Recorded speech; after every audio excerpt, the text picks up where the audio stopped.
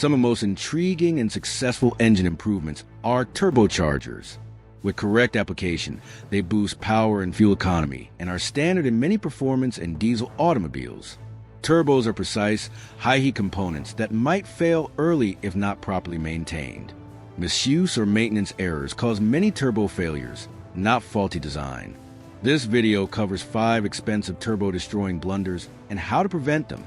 Neglecting oil changes and using low-quality oil. The exhaust gases that flow through the turbine side cause turbochargers to become very hot. Turbochargers spin at extremely high rates, typically reaching up to 150,000 revolutions per minute (RPM).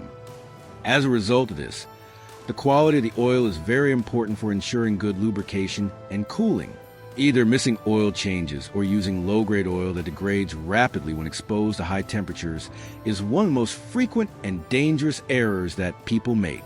Having oil that is dirty or has deteriorated may cause oil starvation, the accumulation of sludge, and abrasive were inside the bearings of the turbocharger. It is essential for turbos to have a consistent supply of oil that is of good quality and cleanliness. When there is a sudden absence of lubrication, even for only a few seconds, it may produce scoring on the turbine wheels or the compressor bearings, which can lead to the shaft bearings being destroyed. What are the consequences of ignoring this?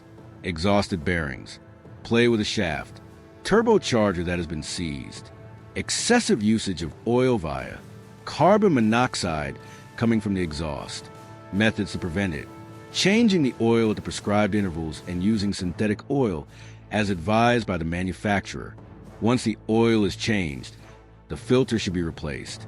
Once the turbocharger has been replaced, it must be primed with oil before the engine may be started.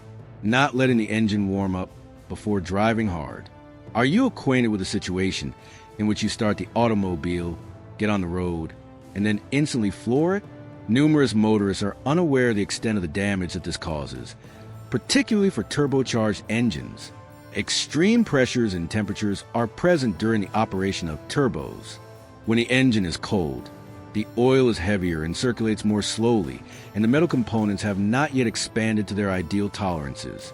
This causes the engine to run more slowly. Driving aggressively during this cold phase creates where that is not lubricated, raises the risk of thermal shock, and strains components inside the cold. What are the consequences of failing to warm up your engine? Impairment of the turbocharger shaft and bearings. Damage to compressor and turbine caused by friction. Reduced lifetime of the turbocharger. Oil flow is reduced at the most crucial phases of the situation. Methods to prevent it: after starting the engine, allow it to idle for 30 to 60 seconds.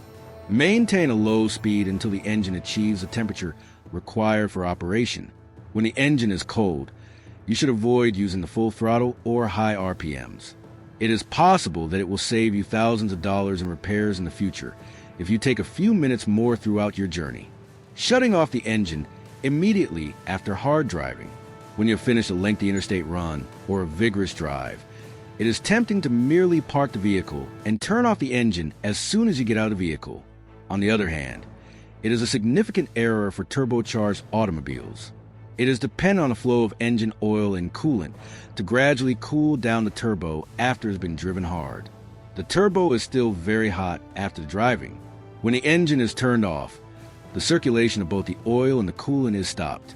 The result of this is that the remaining oil within the turbo will overheat and coke, which means it will transform into carbon deposits that are hardened and will clog oil passageways. This process is referred to as oil coking, and it is a destroyer of turbocharger units.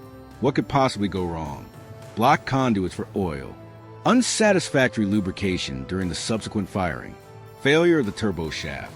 To begin, there is blue smoke, prolonged wear on the bearings. Methods to prevent it: following driving at fast speeds or with heavy loads, allow the engine to idle for 1 to 2 minutes before turning it off. If you often forget or drive aggressively, you may want to think about adding a turbo timer.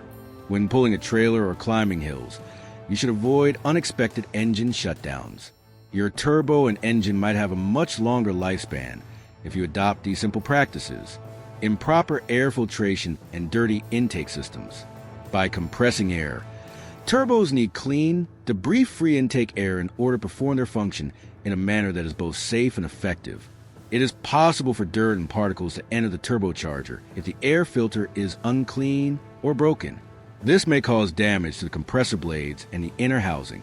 For drivers who utilize aftermarket or oiled air filters without performing the necessary maintenance, this is a very dangerous situation. Oiled filters have the potential to create problems with the MAF sensor and may not necessarily provide superior filtering. It is possible for debris to cause the following. Blades of the compressor may develop pitting or erosion. The boost pressure and performance were both decreased. Blades that are damaged may produce whirring or grinding sounds. Challenges with the turbo shaft's balance over the long term. How to avoid this situation.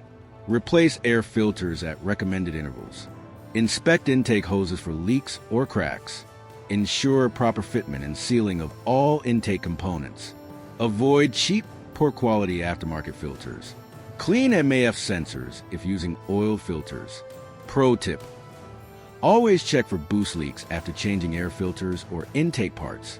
A small leak can make the turbo work harder than necessary, leading to premature failure. Ignoring boost leaks and overboosting. Boost leaks are one of the most devastating turbo issues there is, and they are also one of the most neglected concerns. Despite the fact that a little rip in a vacuum line or a loose clamp in the intercooler piping may seem to be insignificant, it might force your turbocharger to work harder in order to compensate for the pressure that has been lost. To make matters even worse, faults in tuning or wastegates that are not operating properly may lead to overboosting, which pushes the turbo past the safe limits. The internal components are subjected to extreme heat and stress as a result of this overwork. Consequences of boost-related problems. Increased speed of the turbocharger. Turbine housings that have cracks. Warped wheels for the compressor. An excessive amount of heat that causes the bearing to fail. Knocking or detonation of the engine. How to avoid it. Pressure test your boost system regularly. Use quality silicone hoses and strong clamps. Monitor boost levels with a gauge or ECU readout. Ensure your wastegate and blow-off valve are working properly. Thanks for watching. Don't forget to hit like, share, and subscribe for more.